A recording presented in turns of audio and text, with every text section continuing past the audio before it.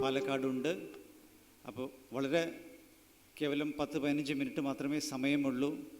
അപ്പോൾ കുറച്ച് വാക്കുകൾ മാത്രം ഞാൻ എടുത്തുകൊണ്ട് ബാക്കി അദ്ദേഹത്തെ വെൽക്കം ചെയ്യുന്നതിനായിട്ട് ഞാൻ ബ്രഹ്മകുമാരി മീനാജിയെ ക്ഷണിക്കുന്നു.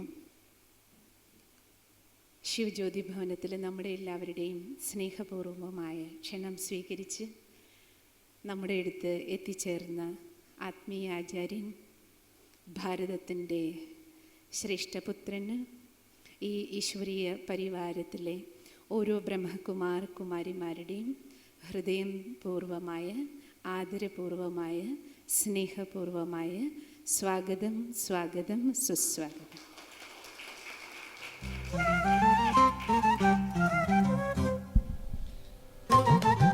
നമ്മുടെ എല്ലാവരുടെയും സ്നേഹത്തിൻ്റെ പൂച്ചെണ്ടുകൾ ബ്രദറിന് പാലക്കാടിലെ പ്രശസ്ത ഡെർമറ്റോളജിസ്റ്റ് വിദ്യാലയത്തിലെ സീനിയർ വിദ്യാർത്ഥിയുമായ ചിത്രഭാനു ഡോക്ടർ നൽകി അദ്ദേഹത്തെ സ്വാഗതം ചെയ്യുന്നു. ബ്രഹ്മകുമാരി മീനാജി യോഗാചാര്യനെ പൊന്നാടയണിച്ച് സ്വാഗതം ചെയ്യുകയാണ്. ലോകം മുഴുവൻ സുഖമായിരിക്കട്ടെ, ശാന്തമായിരിക്കട്ടെ. ലോക സമസ്ത സുഖിനോ ഭവന്തു. മലയാളം സംസ്കൃതം ഏതാണ്ട് ഒന്നാണ്. അതാണ് എൻ്റെയും ഉദ്ദേശം. എൻ്റെ ഗുരു ശ്രീ ഗുരു ബാബാജിയുടെയും ഉദ്ദേശം. ഇവിടെയും നിങ്ങളുടെ ഫൗണ്ടർ തൊട്ട് ഇങ്ങോട്ടുള്ളവരെല്ലാം, നിങ്ങളും എല്ലാവരും ഉദ്ദേശിക്കുന്നത് അതാണ്. എനിക്ക് നിങ്ങളുടെ ദാദാജിയുമായിട്ട് കാണാൻ ആയിട്ടൊരു സന്ദർഭം ഉണ്ടായിട്ടുണ്ട് മൗണ്ട് അബുവിൽ. വളരെ ചെറുപ്പത്തിൽ, എൻ്റെ ഏജ് ചെറുതായിരുന്നു. 2012 ഞാൻ ഇപ്പോഴത്തെ ദാദിജിയെയും ഞാൻ ന്യൂയോർക്കിൽ വെച്ച് കണ്ടിട്ടുണ്ട്. അതിൻ്റെ ഓട്ടോബയോഗ്രഫിയിൽ അതിൻ്റെ ഫോട്ടോയുമുണ്ട്. ഒന്നിച്ചിരിക്കുന്ന, ഊണ് കഴിക്കാനിരിക്കുന്ന സമയം. അപ്പോൾ ഈ ലോക സമസ്ത സുഖിനോ ഭവന്തു എന്നുള്ള ഐഡിയ ശരിക്കും അത് വർക്കബിൾ ആകണമെങ്കിൽ ആദ്യം തുടങ്ങേണ്ടത് നമ്മളിലാണ്. അല്ലാതെ ഈ സോഷ്യൽ റിഫോം കൊണ്ടോ പുറത്തുപോയി എന്തെങ്കിലും കാര്യങ്ങൾ ചെയ്തുകൊണ്ടോ ചെറുതായിട്ട് നടക്കും. പക്ഷേ ഇത് ഉണ്ടാവണമെങ്കിൽ ആദ്യം എൻ്റെ തന്നെ ഹൃദയം നന്നാവണം. ഇതാണ് യൂണിവേഴ്സലായിട്ടുള്ള ടീച്ചിങ്ങാണ്. അപ്പോൾ പരബ്രഹ്മം അല്ലെങ്കിൽ പരമാത്മാവ് എന്ന് പറയുന്ന ആ ഒരു ജ്യോതി, ഒരു പ്രകാശം, ഞങ്ങളും വിശ്വസിക്കുന്നത് എല്ലാ മനുഷ്യൻ്റെയും ഉള്ളിൽ അതിൻ്റെ ഒരു അംശം ജീവാത്മാവായിട്ട് ഉണ്ട്.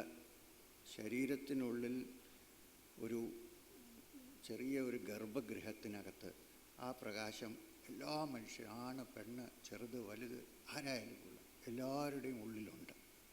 അതുകൊണ്ട് ഞാൻ വിശ്വസിക്കുന്നത് എല്ലാ ജീവികളും, മനുഷ്യൻ പ്രത്യേകിച്ച്, കാരണം ഇവോൾവ് ചെയ്തിരിക്കുന്നത് കൊണ്ട് എല്ലാവരും നടക്കുന്ന, സഞ്ചരിക്കുന്ന ക്ഷേത്രങ്ങളായിട്ടാണ് ഞങ്ങൾ കരുതുന്നത്.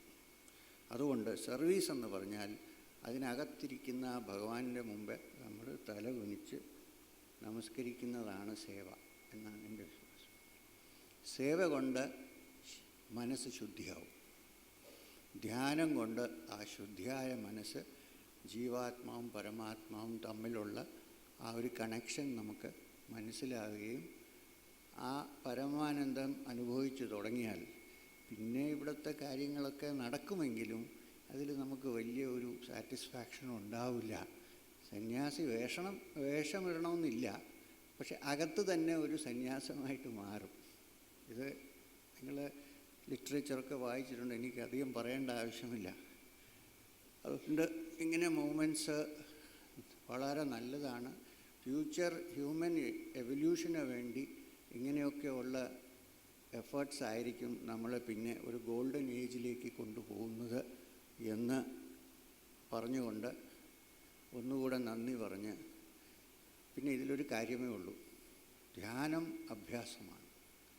അത് വിട്ട് കളയരുതൊന്നും ചെയ്യാം. ചിലർ തുടങ്ങും, വിടും, പിന്നെയും തുടങ്ങും, നടക്കില്ല. സീരിയസ് ആയിട്ട് വിശക്കുമ്പോൾ എങ്ങനെയാണോ ആഹാരം തേടി പോകുന്നത്, അതേപോലെ ഒരു മനസ്സിൻ്റെ ഒരു വിശപ്പാണത്. ഇത് തീരണമെങ്കിൽ പരമാത്മാവിൽ മനസ്സ് ചെന്നെത്തുമ്പോഴേ ഇത് തീരുള്ളൂ. അതുകൊണ്ട് ലൈഫിൽ ഏറ്റവും ഇമ്പോർട്ടൻ്റ് ആയിട്ടുള്ള പ്രവൃത്തിയാണെന്ന് വിചാരിച്ച് വേണം ആധ്യാത്മ ജീവിതത്തിലേക്ക് നമ്മൾ കടക്കാൻ.